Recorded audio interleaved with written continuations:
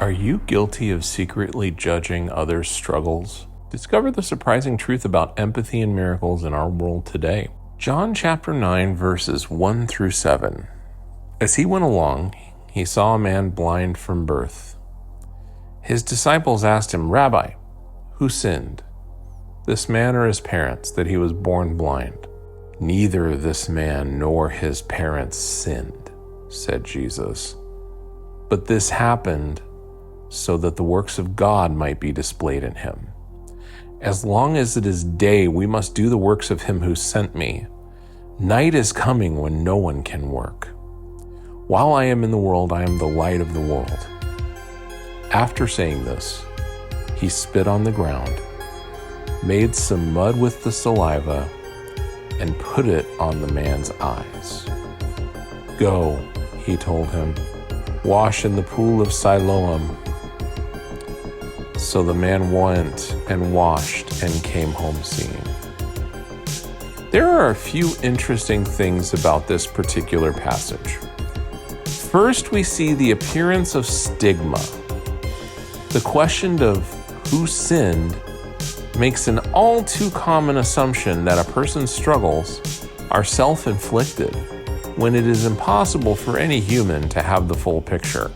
Jesus corrects this by highlighting that this was to show the works of God in him. The second interesting dynamic here is Jesus proving his messiahship. And this is something that's not ordinarily seen or highlighted. We have to go back to the creation. God made man in his image. From the beginning, God is Father, Son, and Holy Spirit. God literally fashioned Adam from dirt. So when we come to this healing, it reveals Jesus as Son of God again.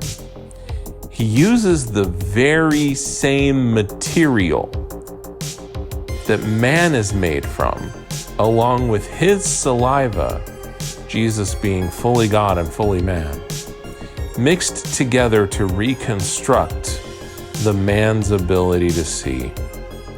Jesus was there and involved in the initial creation, and was able to reconstruct the man from the same material. This seems like it would be a little bit difficult to apply, but there are actually some things we can do to live this kind of picture out.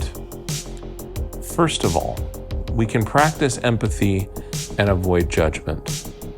If you encounter someone who is struggling with a challenge, instead of jumping to conclusions or making assumptions about their situation, take a moment to empathize with them.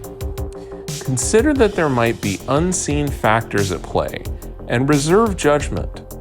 For instance, if a coworker seems stressed and unproductive, inquire about their well-being and offer support, instead of assuming that they're simply lazy. Secondly, embrace self-awareness and vulnerability.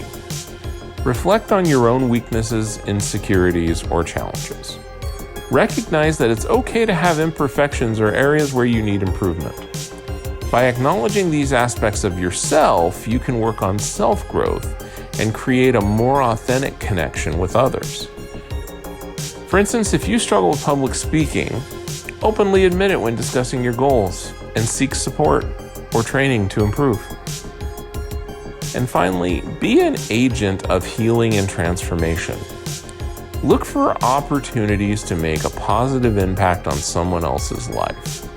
This could involve offering assistance, encouragement, or a listening ear to someone going through a tough time. For example, if you have a neighbor who is recovering from surgery, offer to run errands for them or prepare a meal to ease their burden.